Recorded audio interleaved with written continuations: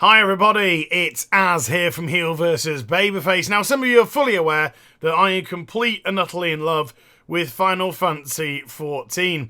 Being a massive Square Enix fan and a huge Final Fantasy fan, this MMORPG has the most unbelievable romantic story attached to it. First released in 2010 to utter disdain. It was probably the worst MMORPG that I'd ever had the misfortune to play. Square Enix were immediate to acknowledge this, cancelled the subscription fee attached to the game, got rid of the development team and hired a completely new one in an attempt to save it.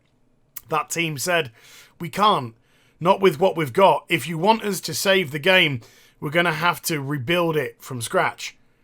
And so they let them. It's something complete and utterly heard of in today's modern times. They eventually pulled down Final Fantasy XIV and allowed Ishida to rebuild it. And it rematerialized 3 years later at the end of August 2013 as Final Fantasy XIV, A Realm Reborn. And it was staggeringly different and it was utterly amazing, and I never got to play it as much as I really wanted to. But as games like the World of Warcraft certainly diminished in its capacity, this game suddenly became a lot more attractive to me. But not only that, it became a lot more attractive to a whole load of other people, boasting sub numbers of somewhere around about 800,000 at the beginning of 2014. By the time Heavensward had released, and with what was going on with other MMORPGs, they suddenly found that their sub numbers were almost doubled to around about 1.5 million, which is staggering. And actually, Final Fantasy XIV was heralded as one of the saviours of Square Enix, a massive success indeed. Now, one thing that they really do take seriously is how the customer base responds to them and how the customer base responds to the content that they provide. They very much have their ears open. So much so, in a recent anniversary event, the game actually broke the fourth wall and allowed you to pass through a dimensional portal, which took you to the top of a tower where you actually met Ishida and some of the Final Fantasy XIV development team. And Ishida actually apologised to you for their previous mess-ups with the original version of Final Fantasy XIV and how they thought they knew everything and they just weren't listening to their community at all, and how much the community meant to them and that they would never ever abandon them again. It was just unreal. And as you can probably hear from the little croak in my voice, it is still an emotional thing to see such an admittance again in today's modern money-grubbing society where we see games thrown out so cheaply, quickly, annual franchises with very little development attached to them in an effort to just get money. This is something absolutely unheard of and touched me deeply and made me realise why I have been a loyal Final Fantasy fan for 20 years now, and proud to be so as well. So, Final Fantasy XIV has another patch arriving very soon, patch 3.3. And there are a couple of things about this patch. There's a lot attached to it, but there's a couple of things about this patch which absolutely have me drooling at the mouth. Now, if you've heard me in videos before, I love dungeoneering. One of my laments about the World of Warcraft is the destruction of dungeoneering. I have so many good memories of places like Stratholme. I have so many good memories of places like the Shattered Halls, where we sometimes never even managed to get to the final boss because we couldn't quite do it. But in those days, that was cool. We gave it our best shot. We did what we could. We got as far as we could. We didn't have to be rewarded constantly just by turning up. It was the actual attempt that made it worthwhile for us. And if we got a couple of bosses down, we got a couple of bosses down and we could pat ourselves on the back for that.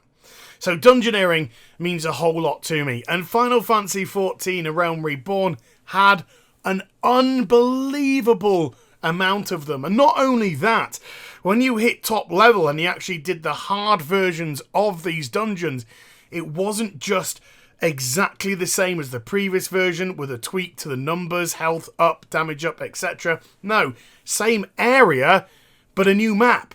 So you would stay in the same environmental area, but you would actually go down different routes, meet different bosses, different creatures, and fight different battles. So it felt so satisfying indeed, and it felt as if you had a change of content when you reached that max level, which rewarded you for getting there as well. Those are the sort of rewards that I like to see. You've reached max level, here's a reward, new dungeons, same environments, but new maps of these areas, new bosses, and all that kind of jazz.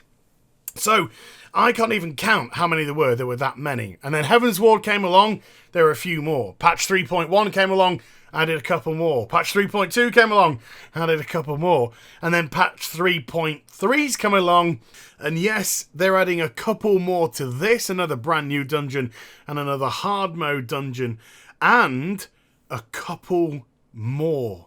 And it's these two additional ones that have me so excited.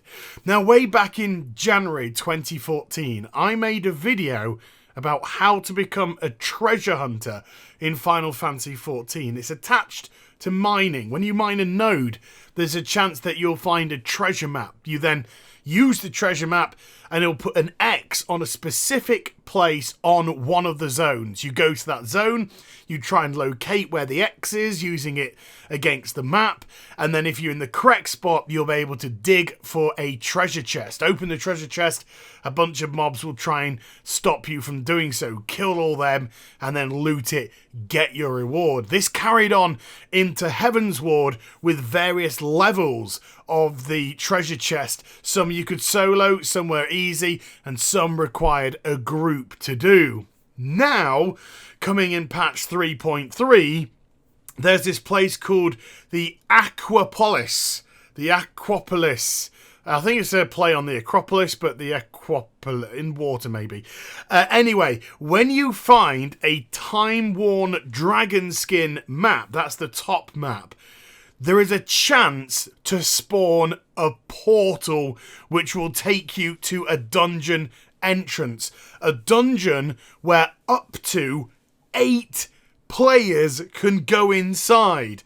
You defeat all the enemies inside, there's loots and rewards, there's also the potential for there to be some sexy ass treasure down there as well. And there's also hints that this might be a little bit tougher than your average dungeon as well, because the developers have said you are going to need a little bit of luck if you're to proceed in these dungeons. So we have this wonderful risk-reward system that makes games, especially MMORPGs, so exciting, and adds a completely new dynamic to treasure hunting that allows you not just to find a bit of treasure, but to experience a dungeon, a new dungeon, an exciting treasure-based dungeon with up to 8 other players. I'm so excited for this. If I was to use an example from a different game, World of Warcraft, for example, back in patch 5.2 when they created Troves of the Thunder King, this single player scenario. Remember,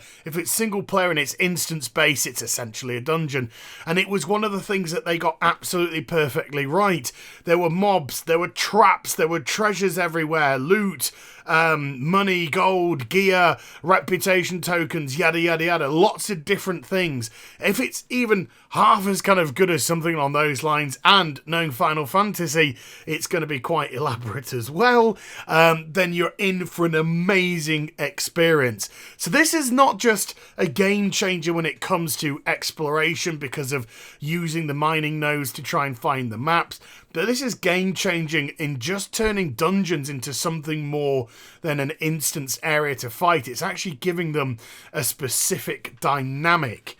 And speaking of specific dynamic, the next part has me absolutely giddy as a schoolgirl and really reminds me of a game from many years ago which I want to reference, which I'll get onto in a moment. And this is called Deep Dungeon Palace of the Dead.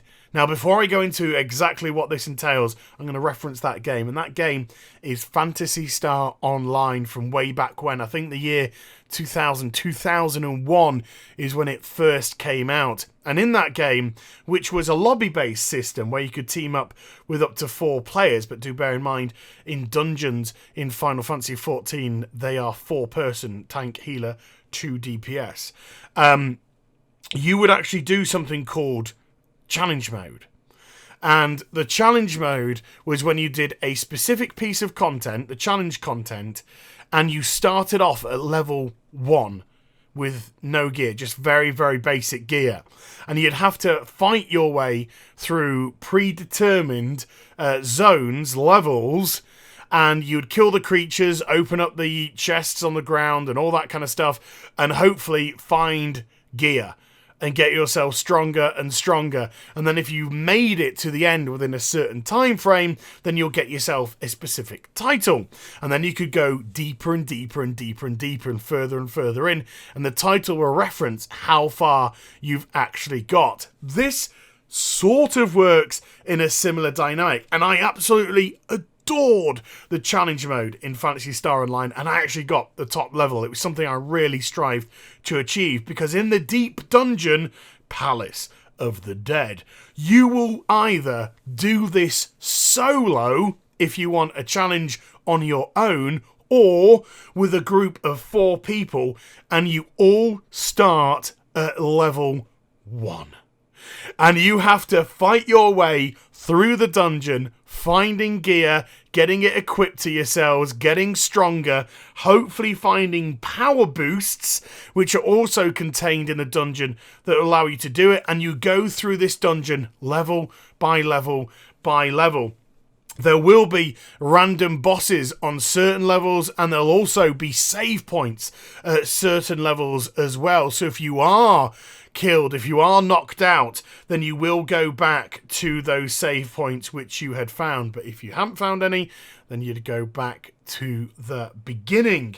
Now, they are going to add new floors to this, new levels to the dungeon as the expansion continues. So this is also a piece of content which they're heavily looking to support as well. And they're looking to bring in a planned scoring system to arrive at a later date as well. So you would actually have a league table of people who have gone through this. I imagine a solo league table, and I imagine a group league table as well. But this sounds incredible. And there's also a rumour that the dungeons itself are going to be randomised. So if you fail at one segment and you want to start all over again, then when you start at level 1, it could be in a completely different aesthetic to what you were doing before. A completely different layout to how it was before. Whether that, I'm waiting for that to be confirmed, but that's the rumour as well. So this adds a completely new dynamic to dungeons. This gives dungeons a really, really cool, challenging and exciting aspect to them as well, as opposed to just your typical trash boss end, which we have. So it's great to see Square looking, and Yoshida's development team looking for ways to take content which we all know about, like dungeons, and revamping them and trying to re-energize them into something that we can really attach ourselves to. But these 2 pieces of content sound utterly amazing. I'm so desperate for them to release proper patch notes for this. We've got a good outline of what's going to come. Release date, I'll keep you abreast of, of when they're going to arrive as well. But these 2 pieces of content, my goodness, for any MMORPG fan who's looking for a challenge, who's looking for something fun with an existing content, who's looking for something a wee bit different and changing things up instead of just more of the same, then these 2 look like they're absolutely going to be right up your back alleyway.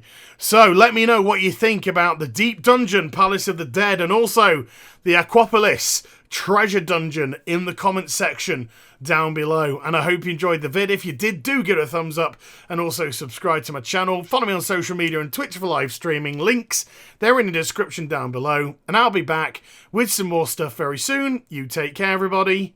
Bye-bye.